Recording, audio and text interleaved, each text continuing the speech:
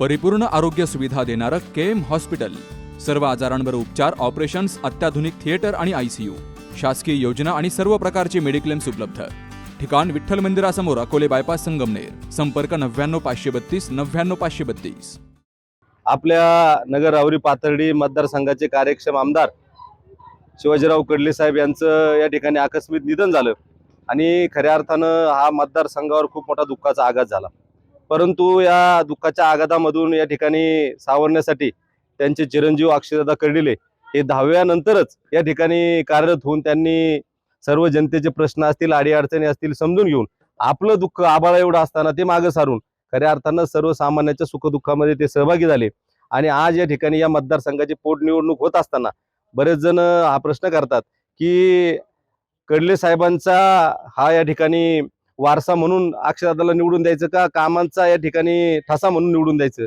पण निश्चितच साहेब असताना सुद्धा अक्षयदादांच्या माध्यमातून मतदारसंघामध्ये असेल सर्व कार्यकर्त्यांच्या अडीअडचणी असतील हे अक्षयदादाच या ठिकाणी पाहत होते आणि काम करण्याची त्यांची जिज्ञासा असेल, साहेबांप्रमाणे प्रश्न सोडण्याची जिज्ञासा असेल, ही पाहता खऱ्या अर्थानं आज या ठिकाणी अक्षयदादांच्या कार्यकौशल्यावर या ठिकाणी ठसा शिक्कामोर्तब झालेला आहे. आणि आज राहुरीकरांनी या शहरामध्ये या 1 वर्षापूर्वी साहेबांना खऱ्या अर्थानं 10,000 मतं शहराने टाकली होती. पण निश्चितच आजची परिस्थिती वेगळी आहे आणि आज या ठिकाणी प्रत्येकाच्या मनामध्ये आहे की साहेबांना श्रद्धांजली व्हायचीच आहे. परंतु या ठिकाणी या तरुण चेहऱ्याला जो खऱ्या अर्थानं सर्वसामान्यांचे प्रश्न सोडवणार आहे, या तरुण चेहऱ्याला सुद्धा या ठिकाणी संधी द्यायची. त्यामुळे राहुरी शहरातील जनता अतिशय खुश आहे आणि प्रत्येक जण या ठिकाणी सांगतायत की तुम्हाला प्रचाराची गरज नाही, परंतु प्रचार करत असताना प्रत्येकाला या ठिकाणी 23 तारखेला मतदान आहे ही याची माहिती प्रत्येक घराघरापर्यंत गेली पाहिजे आणि या ठिकाणी ती पॅम्पलेट आपला अनुक्रमांक गेला पाहिजे.